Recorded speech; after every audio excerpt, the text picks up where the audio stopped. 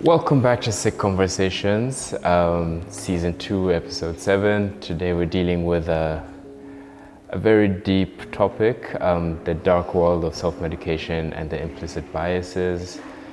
Today I'm joined by Dr. Florence, commonly referred to as Dr. Bands. Welcome back, Dr. Florence, to our channel. Thank you.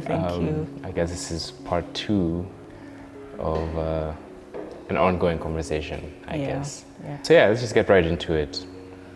So when it comes to self-medication, I know it's very common among warriors and people with chronic illnesses generally. What do you think drives a lot of people to treat themselves? We'll start by defining what self-medication is. It's you deciding to take medication either from a self-diagnosis. You got a headache, you decided it's because of ailment X, and you decide I'm going to go and get this particular medication from a pharmacy without consulting a healthcare professional. The other definition to self-medication is specific to people living with chronic illnesses, where warriors fall. So those people with chronic illnesses have certain medications that they have to take frequently on occasion. So when you figure out that this is what works for me, then you stop consulting the person who prescribed it to you first time, and you go to, whenever you have that symptom or that issue, you go straight to the pharmacy, pick up the medication and take it. Again, without consulting a healthcare professional. So those are the two definitions of self-medication. When it comes to people living with chronic illnesses, it's to an extent expected, because if you're on medication, say, again using the example of warriors, you take certain antibiotics frequently, you take pain medications frequently, there are some supplements that you take frequently that are prescribed to you probably on your first or second visit to the hospital. And you need them most likely daily or weekly or every other, depending on how it was prescribed to you. So it's not expected that every time they run out, you need to come back to me who prescribed it to you to write you just the prescription again. So for that, it's expected to a certain degree that when they run out, you know that you're meant to take them every day, you're meant to take them when you have a particular symptom, you can pick them up from a pharmacy. So it's acceptable to a certain point to avoid tiring you out coming to the hospital every time just to get a prescription refill. So to a certain extent, it's a matter of accessibility also, because for example, I take the self-medication I take doesn't need a prescription. For example, Gofen, Diosets, those over-the-counter painkillers. So I'm guessing that factors into why a lot of people with chronic illnesses treat themselves. It does, definitely. Because you know what it's for, and warriors have been sick since they were born. So you've most likely taken that specific medication and you know that that's what works. You've tried several others that didn't work, so you know you've gotten to a place where there's a balance that I know this is what works. So then why there's no need for you to keep checking in at the hospital just for something you know I can get right. You can you can get right there. Go on my phone and order from C&A or whatever. Yes, exactly. What forms of self-medication do you commonly hear about from chronic illness patients, specifically warriors? I mentioned the pain medication. I mentioned supplements, but then we also have the controversial side, the herbal medication. And that also has different types. There's herb, when you define herbs, it's a very wide description. There's the herbs that, you know, great-great-grandparent passed on information to the grandparent, to your parents. It's things that are in our gardens, at the fence. You pick up these leaves, you boil them, you do this. Things like mululuza or aloe vera, they grow in our compounds. I'll pretend I know what mululuza is. It's specifically taken for fever. People say it treats malaria, but most people use it specifically when someone has a fever. Okay.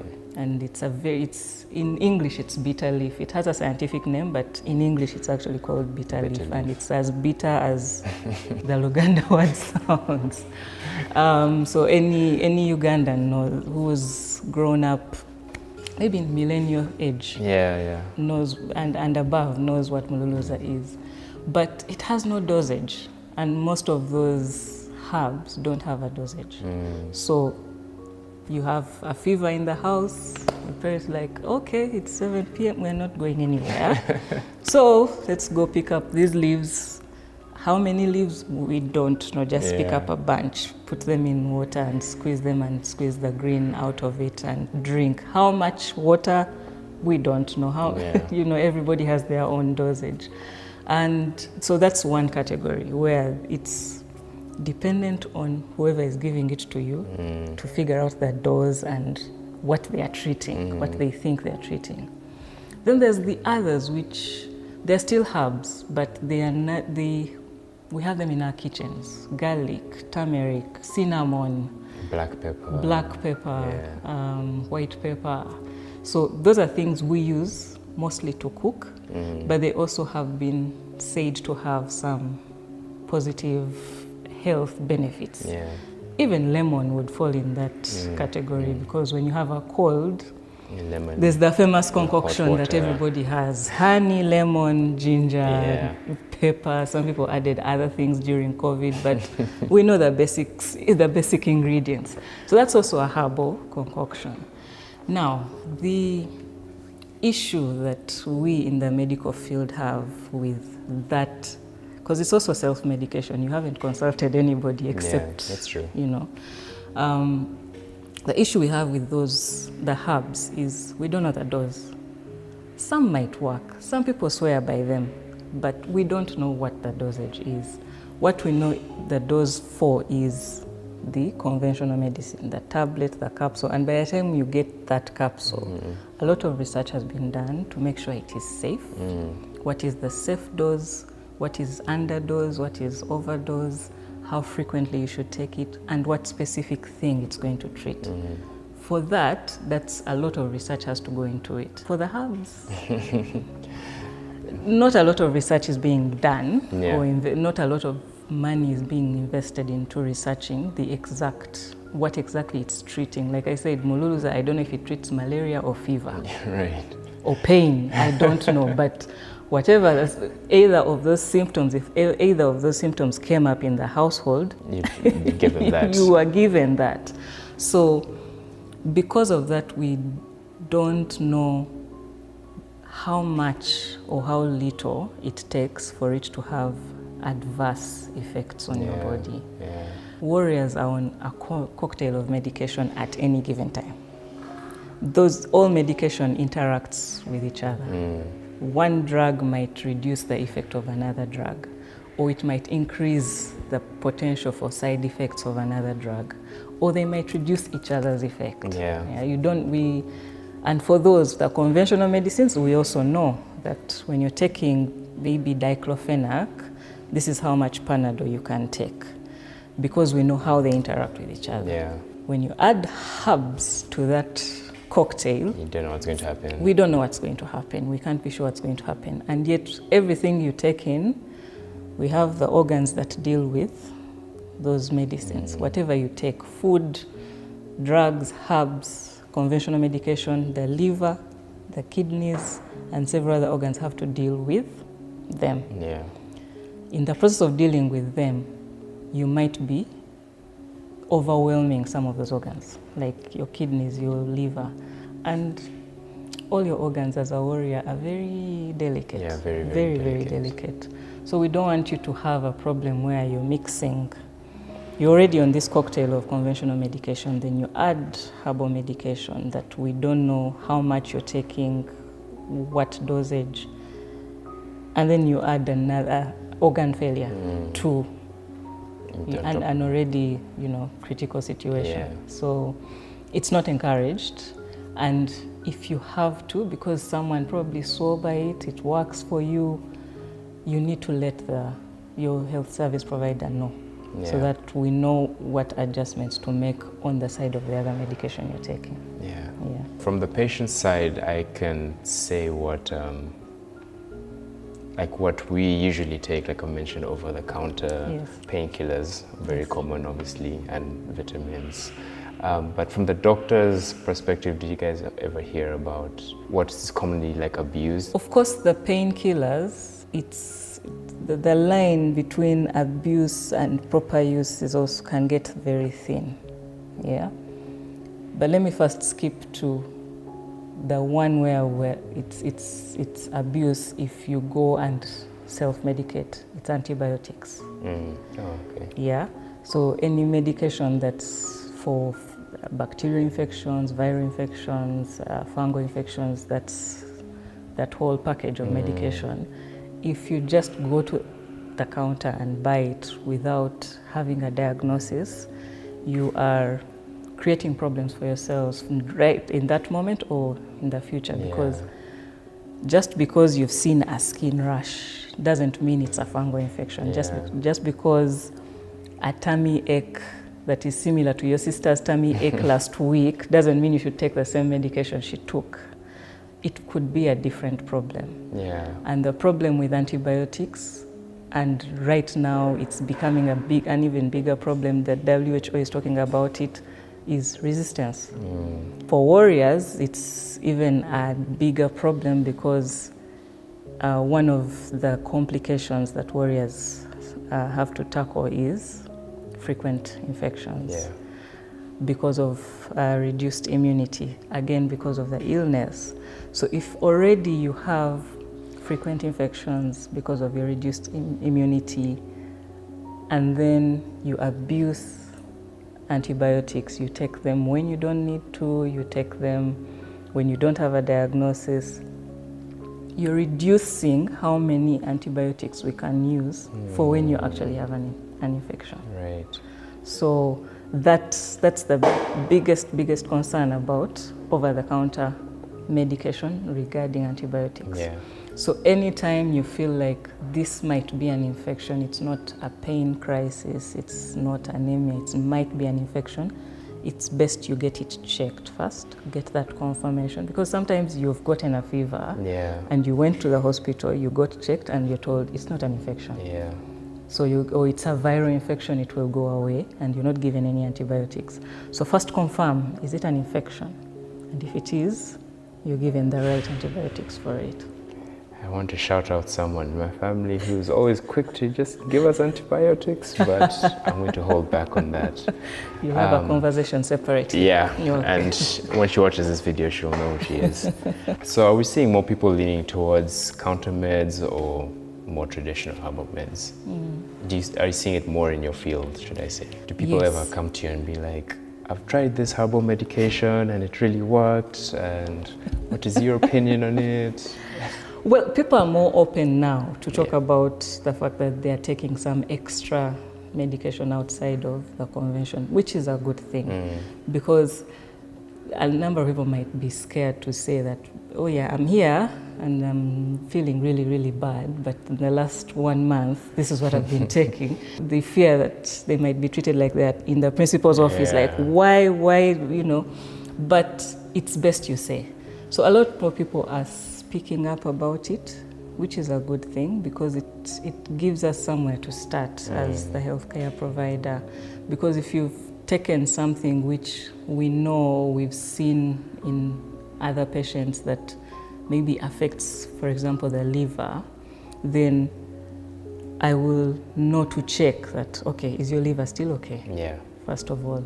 Secondly, when I'm giving you medication, the conventional medication, I'll also know to check this person has been taking some medication that might be affecting their liver, maybe when I'm choosing the medication to give them, I give them something that does not add to the injury that they already have been undergoing. So people do speak about, people are more open about it. That's good. Yeah, and it's a good thing to be open about it. It's one thing we need to embrace. Exactly. What risks come with self-medicating without doctor's guidance?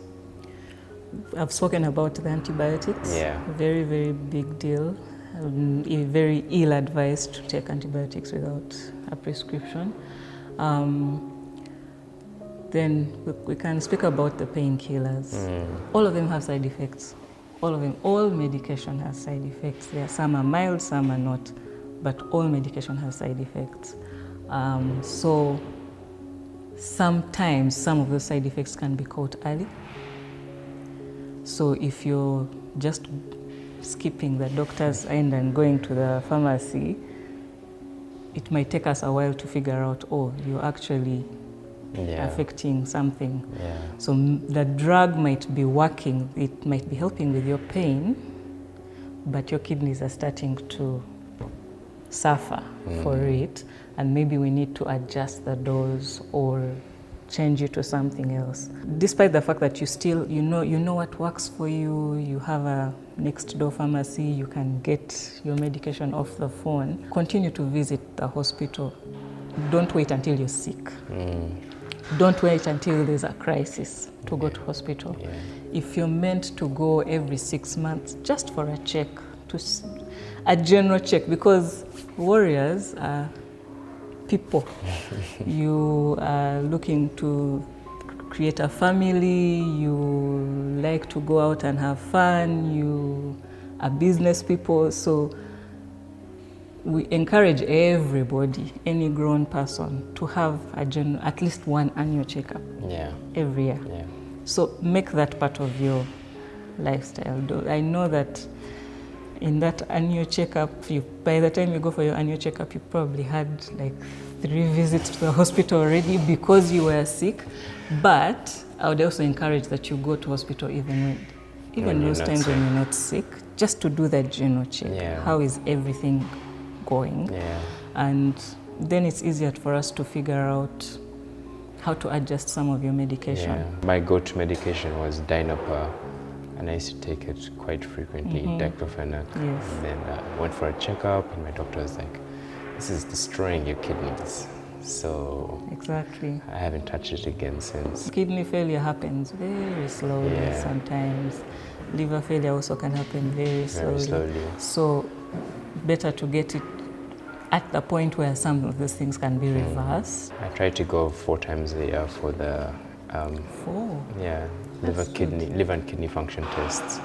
Just because we're on a lot of medication, so it's better to be safe than sorry. That's true. That 4 times is very commended. I wish all my patients could visit me 4 times in a year. Very commendable. I'll keep pushing that. For warriors, pain management is a huge challenge when they're trying to balance the need for relief and the potential risks. Do you think there are safe practices they could adopt for managing complications or symptoms when it comes to pain? A lot of pain medication has adjustable dosing. I know in your history, there are times you've been told, diclofenac, take this twice a day. And then there's been a time you've been told, take it 3 times a day. So it's adjustable. But follow the dose that you were given in that moment. Because it's meant to help with the pain. And the pain, at the point where the pain starts to reduce, then the dosage is also adjusted. So just follow the instructions that you're given, because then that helps. It reduces on your chances of overdosing, but also it reduces on your chances of underdosing, because if you're in a pain crisis and you're taking less than what you could be taking, you're not managing the pain. And because you're not managing the pain, it's coming back more frequently, which forces you to then take the medication more frequently, which then creates an overdosage situation, and you're now in a cycle of either too much or too little, or too frequent or too infrequent of the same drug. But if you're following the instructions, because even if you know that, Gofen, I usually take it once a day, but this time I've been told to take it 3 times a day, follow those instructions and make sure that they're clear to you, because sometimes you're told, take it for the next 2 days, take it 3 times a day. And then after those 2 days, reduce the dose to... And 3 times a day doesn't mean 3 times in 6 hours. So always ask whoever is giving you the instructions, what does this mean? Like, make sure you've understood what it means before you leave. That makes sense. And then going off that, like, what if a warrior is feeling hesitant about their treatment plan or struggling with frequent complications that the medicine isn't helping? What can they do? What would you recommend as their next steps? It's a bit complex in Uganda's health system, but find a second opinion. Yes. Okay. Not that we don't have a lot of specialists in blood diseases. So the moment you're no longer in the pediatric, because pediatricians can deal with sickle cell disease, and a lot of them deal with it so often. So for the younger group of people, the younger warriors, they have a lot of access because there are so many pediatricians. But as you grow, the doctors dealing with specialists in blood diseases are less and less. So it might be hard for you to say, I need to find, Dr. Florence said, I need to find a second opinion, so let me go look for a doctor who deals in blood disorders, and their queue in Mulago is like this. So it might be a bit tricky, but there's still either hospitals where they deal with sickle cell disease frequently, where you can walk in and still find help. So get a second opinion. On that note, we often hear stories about how sickle cell disease cases are handled in the ER during pain crises. What are your thoughts on such occurrences? My thoughts are many. My thoughts are many, but it's unfortunate. It's very unfortunate that sickle cell disease is still... Yes, Riamak is speaking about it. You're raising a lot of awareness about it. But it's still, you started from probably a place of 0. So there's still a long way to go to get information out there, including within the health system. There's not a lot of research being done.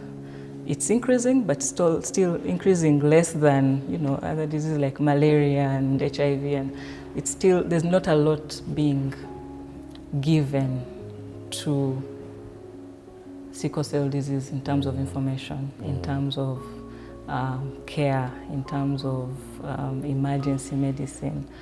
So unfortunately, because of that, you have to go through the very, very, very, very sad and unfortunate ordeal in some ERs. Yesterday I was at this workshop organized by the Uganda Non-Communicable Disease Association.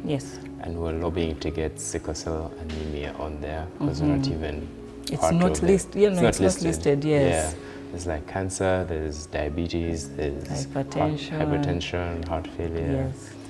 But it's very sad to see. So do you think certain misconceptions contribute to the way healthcare providers perceive or respond to warriors? Definitely. I think it's the biggest issue. It's that plus the information. Yes, we study, as medical personnel, we study sickle cell disease, but we also study all diseases, right? But we also have to keep studying them in what we call continuous medical education throughout our careers. Information about all these other illnesses is in our faces. Every day you'll find some new information about hypertension. And okay, let me read this. You'll find some new information about diabetes. Let me read this. But sickle cell disease still at the bottom of the list. So yes, there is information, but it's not as loudly spoken about. It's not as easily accessible. So you as a medical person have to go out of your way to find it, as opposed to these other things where the information is in your face. So if you're not keen on learning more about it, you're not going to look for it. Especially in Uganda. Especially in Uganda. And if you're not experiencing a number of people with sickle cell disease in your practice, maybe you're a nurse in a hospital, a smaller hospital somewhere where there's not a lot of people that walk in that have a crisis, then you don't get to see it in your face to be able to know, okay, yesterday someone came in and I wasn't able to deal with their pain. Let me go study or read more about how to deal with it. So if patients are not in your face, then you're unlikely to of course, to go look for the information. Now the misconceptions, yes, we study ethics, and in ethics I won't treat you differently because you're taller or you're shorter. We are supposed to treat everybody as they come, every patient as they come. But that's in several other professions, even lawyers, even priests. It's part of the ethical teachings. Teachers. You put aside your misconceptions, but putting them aside does not mean they are not there. So implicit bias obviously will creep in some places, and it's something you have to deal with. It's something that we have to deal with. It's something that the policy makers, the people in management in hospitals need to explicitly come out and say, okay, this is what we are going to do. These are our values, and part of our values is to teach about certain issues to remove those biases. So having education sessions about sickle cell disease, for example, where they can experience someone. The other day we were in Mulago, and having you there speaking about your personal experience as someone who's living with sickle cell disease makes a whole lot of difference for the clinicians, for everyone that deals. Okay, so this when they come in and they don't look like they're in pain, but they say they're in pain, they actually are in pain. They're not just looking for drugs to get high. Actually, and this is where I guess the hard questions for you begin, because I know how I would advocate for myself, but how do you think a warrior should advocate for themselves so that they're treated with urgency when they come into an ER? Tough question, like you said. I don't think there's a specific answer, because sometimes you can walk in and shout and shout and shout and still not get help. Sometimes you walk in and you're quiet and you wait until you collapse, and that's when you get help. Some hospitals are so busy, you walk in and you'll find people are collapsed on the floor and nobody's helping. So there's no specific answer. But what I think, a starting area, a starting place, medicine is objective, but pain, even up to date, people have studied pain for years. It's very subjective. It's subjective. You can come and tell me you have a swelling on your back. I'll ask, let me see the back, and there'll be a swelling. But when you come and tell me there's pain, I'm depending on you. Yes, I'll look at you and look at a few verbal cues, but I'm mostly depending on what you describe the pain as to say, okay, you are in pain. Even the way we measure pain in the hospital, it's, you know, scale of 1 to 10. There's nothing I hate more than that pain scale, by the way. Because every warrior I've asked, okay, scale of 1 to 10, 15, Yeah, 20. exactly. So, okay, how do we get from 20 to, you know, on a scale of 1 to 10? So there's, I don't know if AI and, you know, future generations will help us get a better way of measuring pain objectively in the ER, in the hospital. But right now it's too mixed up. It's objective, yes, but it's mostly subjective. So what let me say what would help me as a clinician. If you walked in, you're still talking, you're not yet high on the pain, if you have records, most warriors I've spoken with, and you can correct me if I'm wrong, most warriors I've encountered in an emergency situation you've been in pain for probably 12, 24 hours. Yeah. It didn't happen that, okay, I'm in pain. Immediately hospital. Immediately hospital. Because, like we've said, you already do self-medication, you know what works for you, and most of the time it works, and you never need to come to the hospital. So you've tried, the moment you get into a crisis, you try something. It doesn't work, you try another thing or the same thing, you try another thing and another thing. So by the time you come, all your methods you've emptied the bag, and you're like, I need help.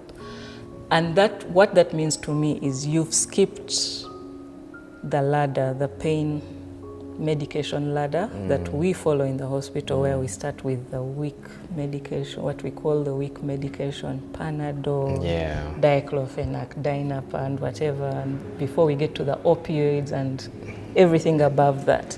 So by the time you come, you're probably on step 5 of 10 steps.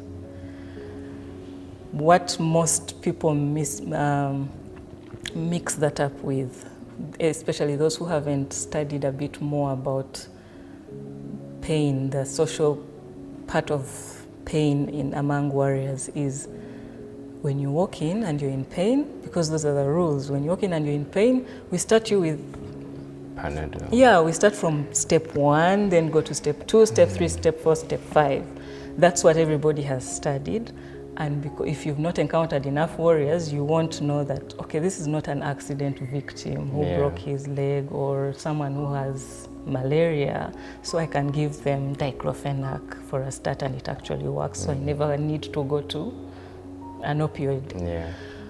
It's someone who has already done step 1, 2, 3, and 5.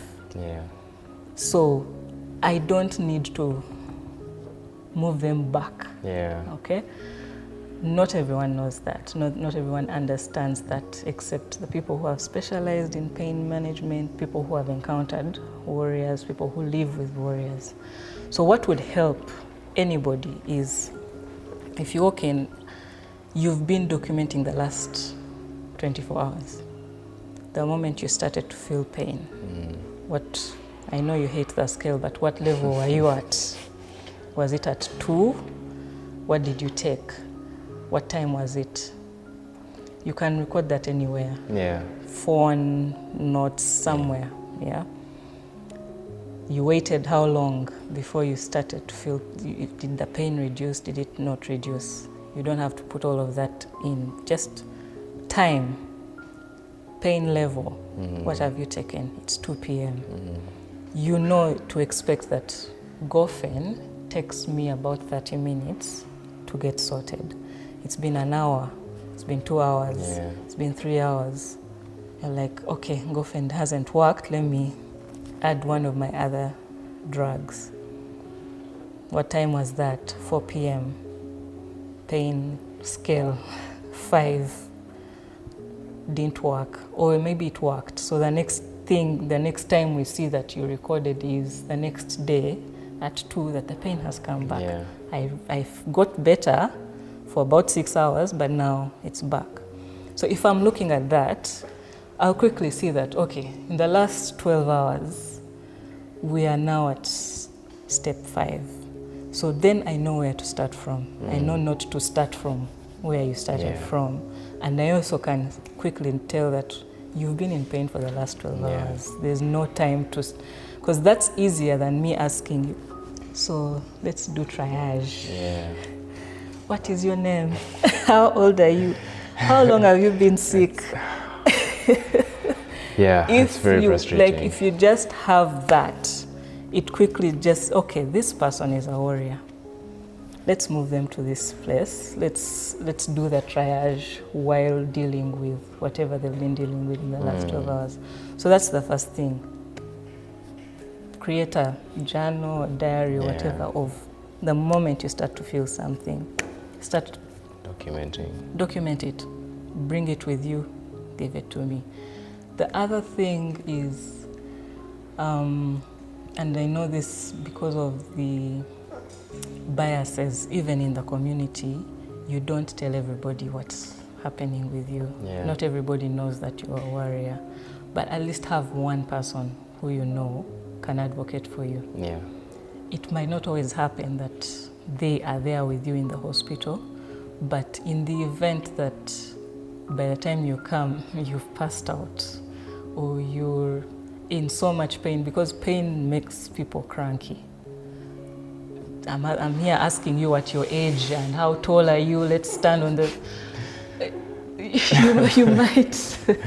Yeah. Yeah. So if Wasting my time. Yeah, if there's somebody there who knows what you usually take, even if it's just one person, they know what you usually take, or they've been with you for the last 12 hours, who can just give me the information as quickly as possible. We skip all of these steps that are dragging you through even more pain, and yet you came for help. Yeah. So those are the two things I can quickly think about. And a third one, always ask for your information from the hospital. You're being discharged. Collect everything. Collect your information. Yeah. I know some hospitals don't like to do that, but and they ask, because if you don't ask, they won't. But the moment you ask, they know that you're supposed to have the information. So the moment you ask, they will find a way. They'll either handwrite it. If they say they don't have a printer, they'll handwrite it, or so that you have information that shows what medication you're on, when you were last in hospital, what kind of crisis you had, and have that with you, summarized somewhere, either pictures or whatever. That also helps. That's one thing I've definitely followed through on. It's like this thick for the past 4 years. Oh, wow. What advice would you give to warriors who want to foster a more understanding relationship with their healthcare providers? Understanding relationship. Well, these sick conversations, even we healthcare providers need to hear about them. Yeah. Of the few that I've watched, it's given me a picture of the life of a warrior. Yeah. At different ages, at different experiences. I especially loved the 60-year-old warrior. I am curious to meet him. I have questions. I have questions for him, because when he was a child warrior, we didn't have some of the nice medication that we have now. What did he do? So these conversations, we as healthcare service providers need to see the human behind the patient. So that by the time you come to the health facility, I'm looking at you as a person. And I'm treating you as a person, not as a statistic. So it's a start. The second is, while you're in the hospital, be part of the plan. Ask questions. I know that sometimes it seems intimidating to say, "What, doctor, what is that?" Not only that, but sometimes they don't like being asked questions, which is... Yeah, sometimes that's what it appears to be, because there's a queue outside, and some people, it's personalities. I agree, some personalities should not be in the medical field, but that's a story for another day. But for any healthcare provider worth their weight, who understands ethics, who understands the patient-doctor relationship, understands that a patient who knows what's going on is a more cooperative patient. And a more cooperative patient is more likely to get better faster than someone who's not cooperating and someone who doesn't understand their issue. So asking questions and not asking, I want to know, but asking, okay, so because the treatment is for me, for you as a patient, I want to work with you as a patient. I want to work with you as my healthcare provider to get through this situation. So we come in, we're putting up a drip, just asking which medication is in this drip. How long should I expect to feel better? And I'll tell you, in about 30 minutes you should be fine. So when you call me after 45 minutes and tell me I'm not well, you've created a relationship. Like, okay, this person is monitoring their own situation, and okay, I agree. I told you 30 minutes, and it's true. It's been an hour. You're not better. Let's figure out the next plan. So you feel like you're part of the plan, and then the doctor also starts to feel like, okay, this is a cooperating patient, and I can give them as much information as possible, and we can discuss the next plan and the options and what won't work and what will work. So don't be afraid to ask questions. If the service provider is worth their weight, they will answer your questions. I think I'll highlight that as like the number one takeaway from today's conversation. Don't be afraid to ask questions. Don't be afraid to ask questions. Because I'd ask for your top 3 takeaways, but there've been so many insightful, insightful opinions. But thank you very much for coming through again. It's been lovely to have you here. Sick Conversations. Thank you. Thank you for having me. Thank you for the invitations. I know sometimes you're not very happy with health service providers, so when you invite me and I feel like I'm your friend, then we're always I happy feel like with we're doing something right. So. Always happy with bands. Thank you. Thank you again.